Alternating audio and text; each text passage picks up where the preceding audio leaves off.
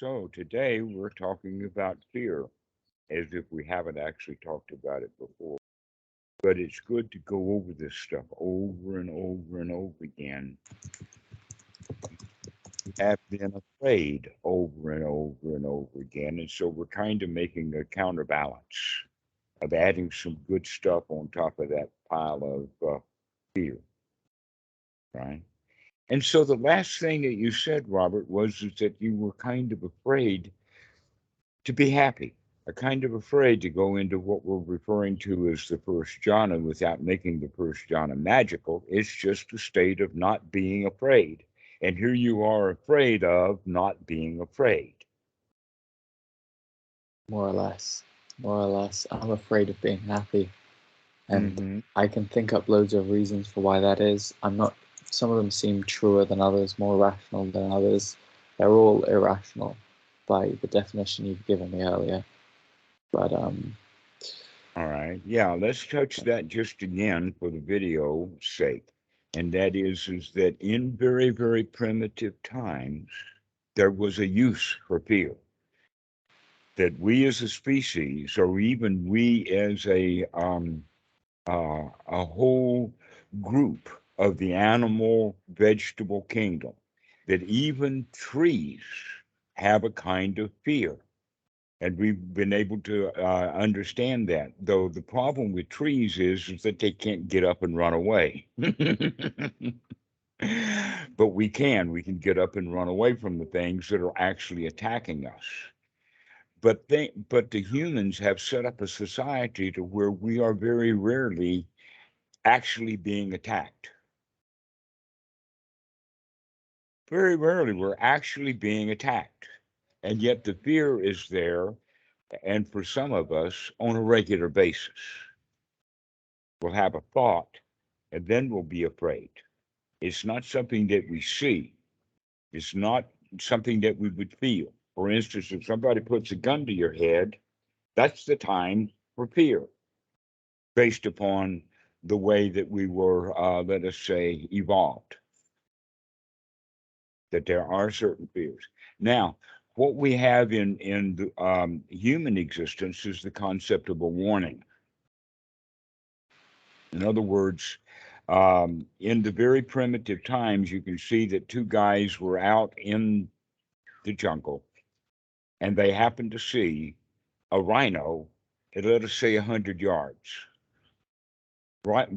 Humans can see a rhino at 100 yards. Rhinos cannot see humans at 100 yards. Their eyesight is not that good, but they might be able to smell us. They got a big nose. So, uh, smelling us doesn't mean that he knows where we are. He just knows that he can smell us. And so we freeze in fear as a response. And that freezing of fear means that now, because there's nothing moving, the rhino can't see us. If we turned and ran away, then the rhino can see what's running because the trees are not running away from the rhino. We are. And so we can, that's the movement. This is why those of us who would freeze in fear were able to survive those of us who ran away from danger. In other words, freezing is a way of hiding. We blend into the background. And so this is a natural response for many of us is to freeze in fear. But it's irrational mostly because there are no rhinos 100 yards from here. There are no guns in our face. Right? And so the real reason for fear, our society has fixed up for us, but we still have the concept of a warning. So we can see the rhino and we recognize that's a warning and we need to do something. And the correct thing to do for the rhino is to freeze. But when the boss is walking down the hall, freezing is not necessarily the correct response. Right? And so we have to deal with our fear in a different way.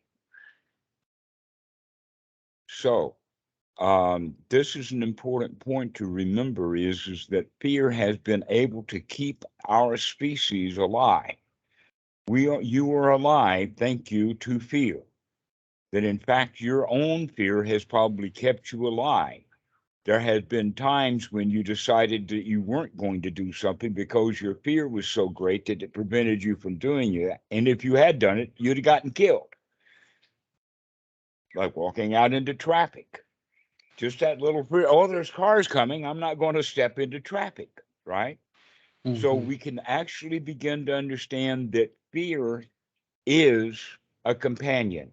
Fear is an ally. Fear has kept you alive, but your friend fear now is bugging you with false information or false positives, we call it. Okay.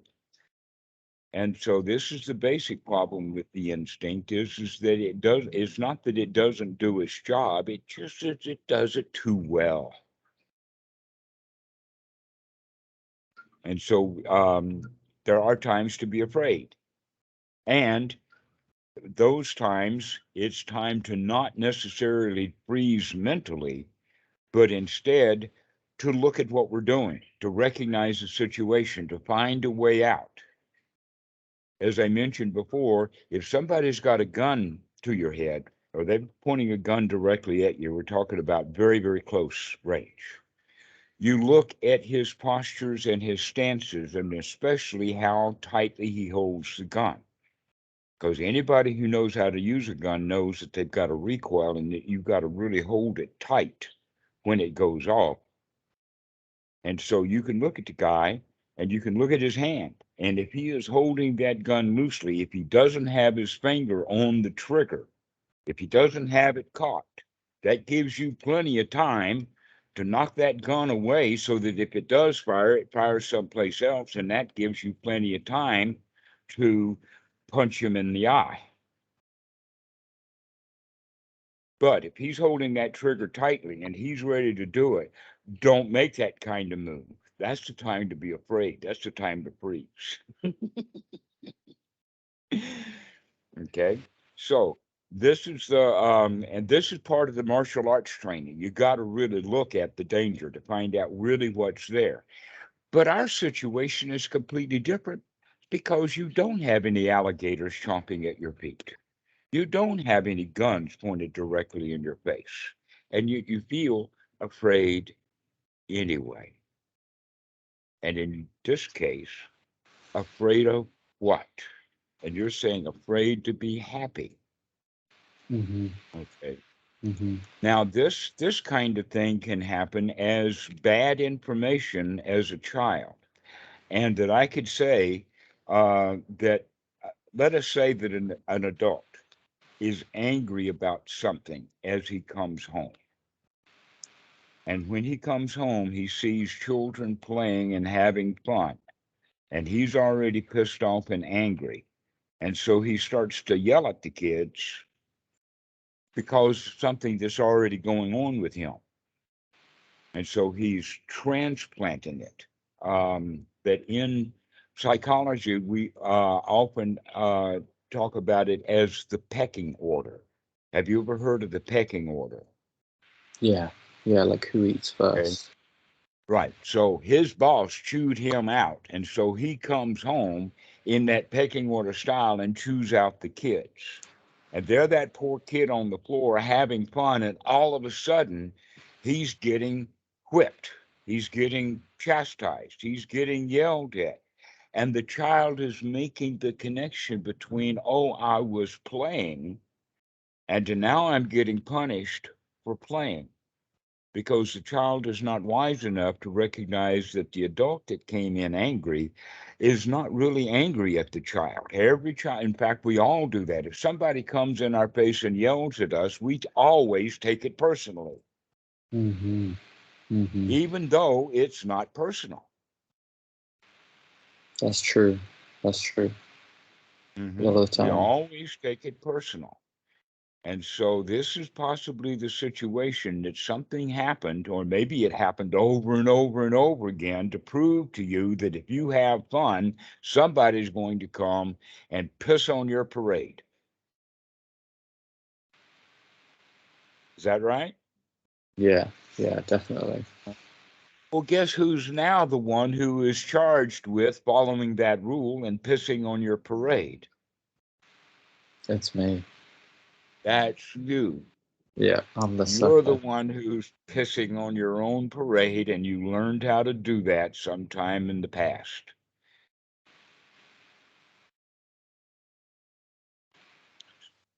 So, if you recognize that, then you can, when that fear point in fear comes, you can go through that little sequence that we've talked about. Aha, I see you. I see that fear. And we can also rationalize right now that there is nothing to be afraid of, because that angry adult is not there standing over you right now. That's just a memory. And it may not even be a strong memory in the sense that you know exactly who it was at exactly what time it happened, because it might have happened hundreds of times, dozens of times. Mm-hmm. Could have happened Mm-hmm. on the playground, that a kid makes a score and the bully doesn't like it and comes in and knocks the tar out of the kid because he made a good score. Okay, this is another option. There's many different possibilities, and little kids, we do things irrationally. And so we make the connection between, if I make a score, if I do it right, if I'm having fun, something disaster is going to happen. Mm-hmm. Does that have a reality for you? Do you see that that Yeah, may be going on with you? I've yeah, I've seen that in my childhood, that pattern for sure. I think that could have definitely become like associated in my brain. Definitely. All right. So now you can remember. But in fact, let's do it right now. Do you feel any tension and anxiety right now? Mm-hmm. Yes. Okay. All right. Where is it right now? Is it in the body, or is it just purely mental? It's in the body. It's in the body. It's Upper in the back. body. Yeah. Where in the Yeah. body? Upper back, neck, forehead, um, sort of eyes, that whole kind of area. All right. Guess what? I'll tell you the story of the lion's mane, and it's very, very interesting. Uh, one of the things that I found out recently is that a survey has been done. Now, they didn't do a survey by asking questions; they did it by observation. And what they have come to understand is that female lions are more attracted to male lions that have a big mane. Okay, so, but that's not the point of the big mane. That's a secondary thing. The attraction to the big mane by the female is because inherently over a long period of time, it has been proven that the mane itself is valuable on its own. It has a purpose beyond sexual attraction. Okay, just like big muscles. Big muscles have their own value that has nothing to do with sexuality. But we have That's made true. that kind of connection. Okay. Mm-hmm. All right. And you can see other parts of the anatomy, like big tits, have nothing to do with sexuality, but somehow they've been connected mentally by humans. Just like the female lion will be attracted to the mane. So, what's the mane really all about? Well, if you look at the way that the lions attack their prey, and sometimes in battle with each other, they will do a bit of clawing. The lion will jump on the back of the animal to try to get it down, so that the lion can actually go for the jugular. He goes for the throat. Well, Mm-hmm. guess what? If the throat that lion is going for is really, really hairy, then that bite may not be effective. So, in fact, the mane is a defense mechanism for attack. Mm-hmm. And our throat area is the most vulnerable area of the body. Mm-hmm. This is why beheadings can happen just so fast. It happens with Japanese swords, it happens with guillotines, it happens with all kinds of things to blow your head off, right? That's because this is the most vulnerable area of the body. Well, guess where you're talking about feeling your anxiety? Right in the In the neck. back, in the neck, Uh-huh. around here. Okay. Yeah. So, one of the things that we can do right now, if you're feeling that anxiety right now, is to pet it, nourish it. You have been seeing me do this now for the past 2 minutes intentionally.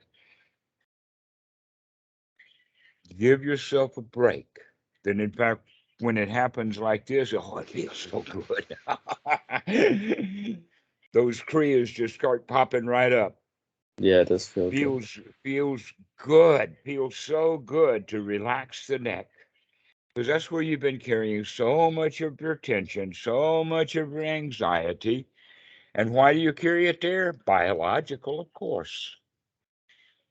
It's part of biology that we will feel that tension in the chest. We'll feel it in the gut. We'll feel it right up through into the throat and into the back and around this kind of area. So the first thing that we can do is when you recognize that those feelings are there, nourish them. Give yourself a little neck massage. Find out where the tension is. Pull the muscles into your hand. You see me squeezing it like this. Mm-hmm. Now, a lot of students will actually say that they have headaches when they do meditation or that I've they had have that tension actually. in. Okay, well, Yeah, I've had guess that when I got why? migraine. Okay. The reason that we have those tensions is simply because um, the cardio artery will pump blood into the brain, right out of the heart. It's a direct connection. Pump, pump, pump, and the blood goes right in. But the blood then circulates into the capillaries and then comes back down through the vein system. And guess what? If your neck is tight, then the blood that's getting pumped into the brain, the pressure will go up because the neck is tight and the arteries, the veins can't bring the blood back down out of the head. So this is another reason to go ahead and give yourself a massage. Very, very few meditation teachers will talk to you about actually giving your body a massage, but that's exactly what the body needs right then, is to loosen up that tension, to loosen up those muscles, and deal with it right then and there. But we need to do a little bit more than that because we actually need to look at the source of where that tension, where that muscle stress comes from, and that it actually comes from adrenaline. The adrenaline Mm-hmm. in the body is caused because of that fight, flight, freeze syndrome. But adrenaline plays a major factor in all three of those. And here you are frozen with tense muscles. And so I'm giving you the advice to start moving that stuff around, to unfreeze it, to massage it, roll your head around, to move it back and forth, get it freed up.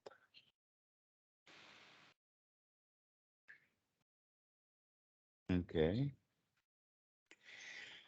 Now, we've only been working on this for less than 5 minutes. How do you feel now?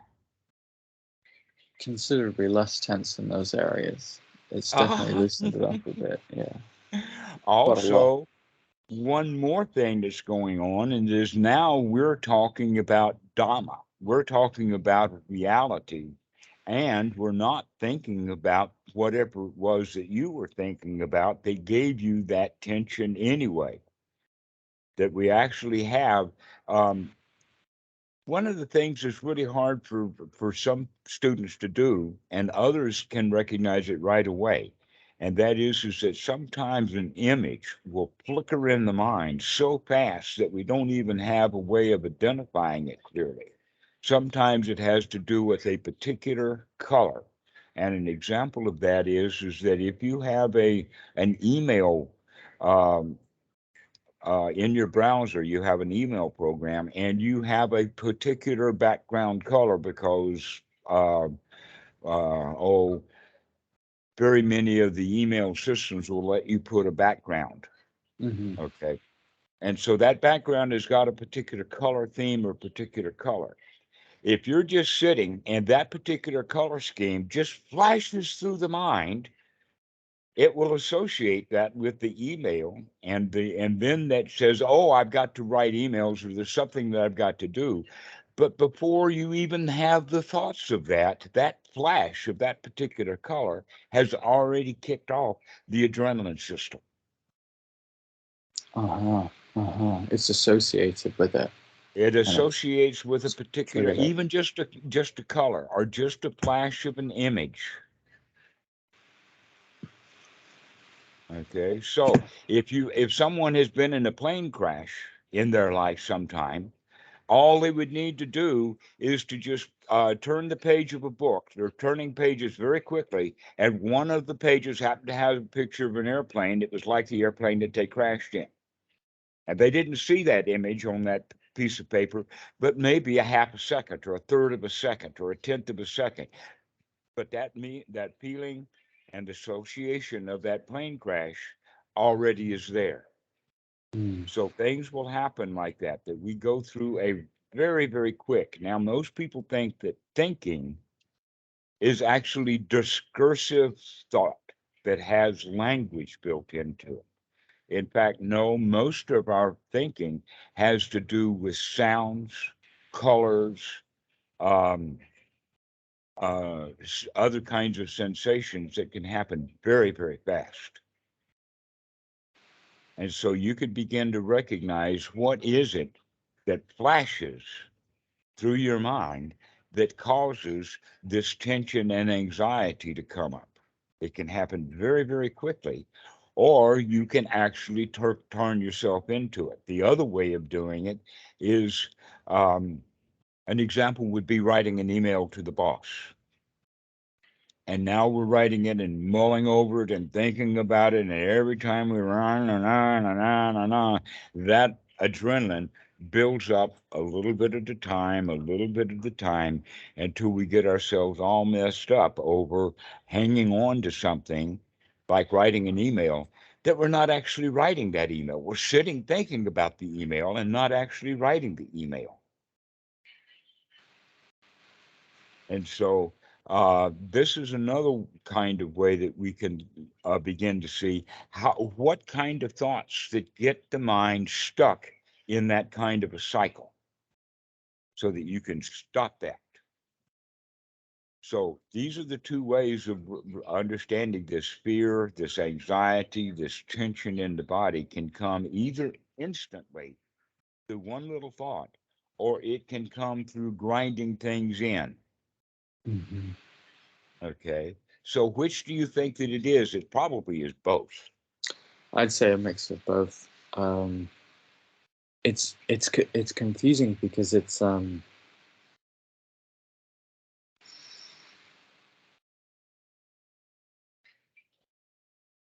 I don't know why I have this weird aversive react. I mean, I do know why. It's probably all the reasons you just mentioned. I have this weird aversive reaction to just being happy, to liking stuff instead of wanting it. I think it has to do with that. It has to do with letting go of like wanting things and then being afraid I won't be able to get them or something. Mm-hmm. Um, and I feel like it's probably got to also do with me exaggerating things.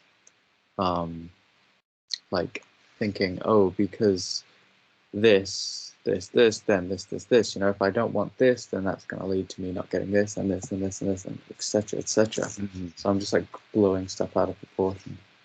So that's Um, the style of grinding it in, one yeah. thing after another, after another, after another. That in fact, this is the way that people practice the Mahasi method. In a way that that's what you're doing, that you note this, and then that rises and you note this, and then you note this, and then you're just down into the gutter with that noting, but you're not making a change in there. And so this is what we have to add to it is that all you do not have to go down that rabbit hole. You can stop it.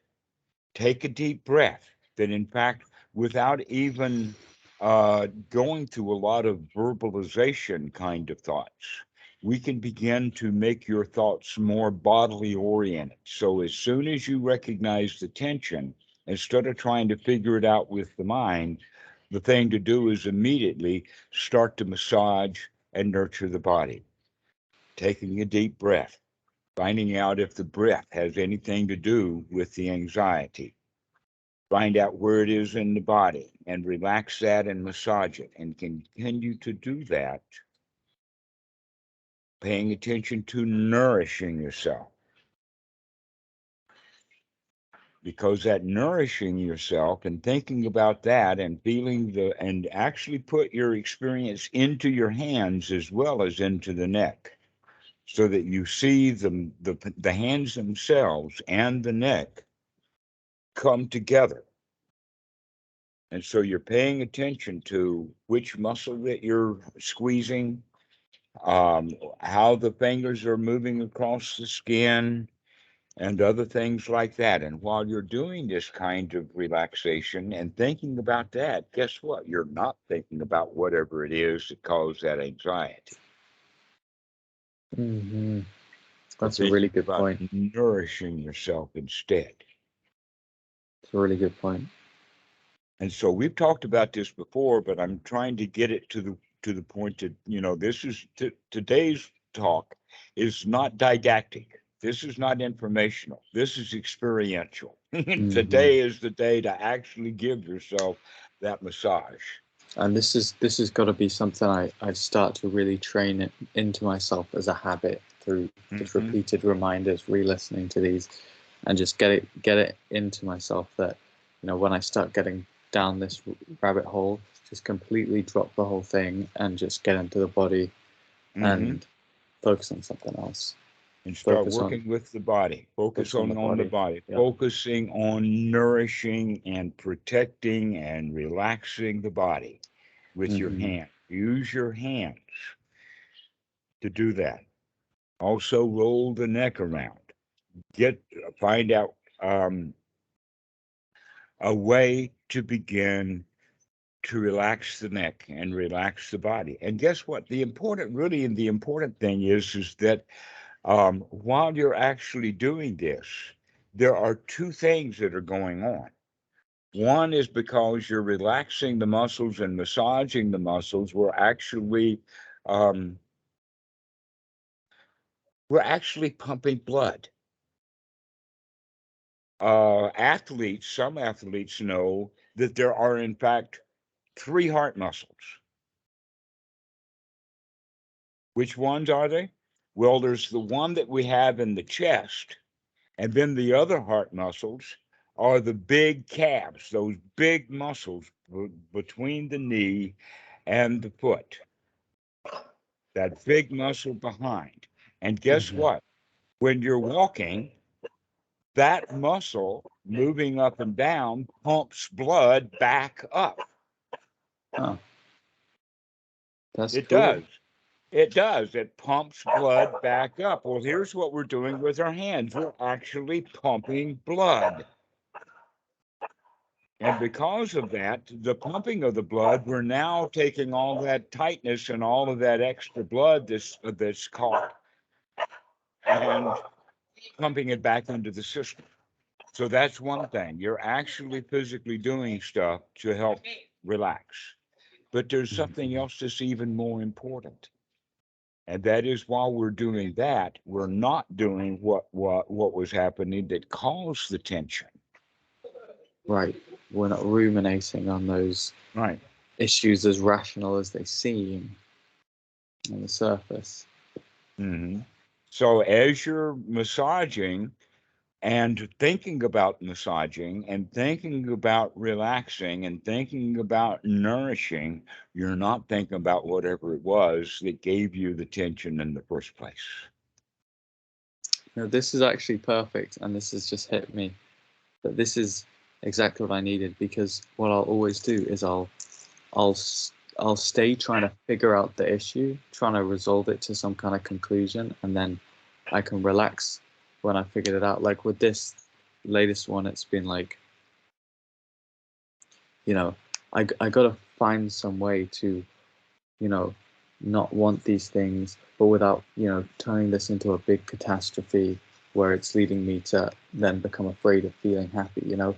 But to just forget about that whole mental game and get into the body and just focus on something else, focus on the blood flow, relaxing the muscles, just like take my mind off the entire thing, because it's like what you've said to me many times, like that these topics and a lot of the psychological stuff is just not worth going into and trying to even resolve and trying to even figure out with like logic into the mind and stuff.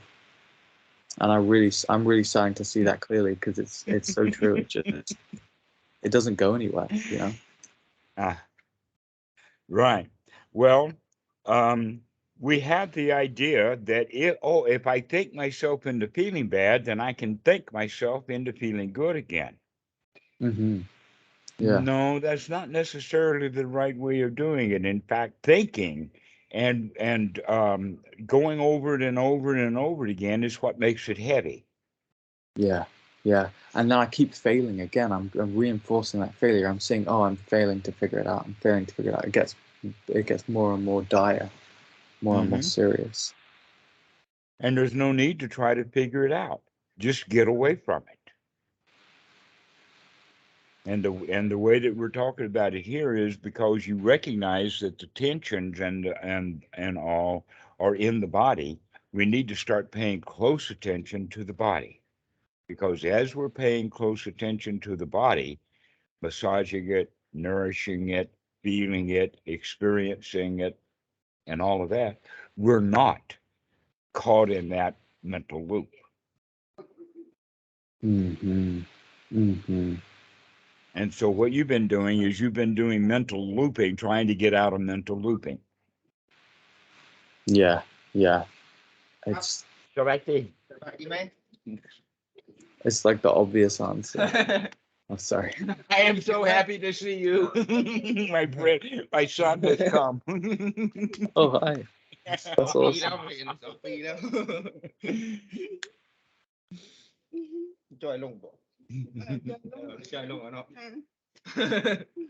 Good to see you again. He has been in Nakhon Phanom for the COVID, and now that COVID is finished, he's back home again. Oh, that's brilliant. Yeah, he got stuck over there. Did he get stuck? No, it's just that there was no reason to be on this island because there were no jobs, no tourism. Oh, cool, cool. Yeah, because everyone's at home and stuff. Right, everyone else. Yeah, cool. That's cool. That's really cool. That's awesome. Oh, good for you and him. That's great. Yeah. So anyway, let's go ahead and finish this now, because I think that we've done what we need to do. And give me a I've call. got the message, definitely. You got it. Yeah. Great. All right. Just forget about it. Focus on body. Just mind off of the issue. Just avoid it. Just like, yeah. Right. Just don't Throw even go those into thoughts trying to out. figure it Yeah, out. be here in the body. That's the teaching of the Buddha, is to really investigate the body, really get in touch with it for it to relax. We're only talking about step 3 and 4 of Anapanasati right now. This whole hour, that's all we've been talking about, is to experience the body and relax it. Experience the body and relax it, rather than the more Mahasi of noting and noting and mental and mental and mental. No, let's get back right into the body. Get into your hands. See what you're feeling, what your hands are doing on the body. Really experience the body. And as you're doing that, it will relax. All those little heart muscles, you're pumping blood around. All right, Robert, we'll see you later. Thank you, Dhammarato. Much appreciated. This has been very, Excellent. very helpful. All right, I'll see you in a couple of days, probably. Thank you. Okay. Okay. Bye bye. Ciao.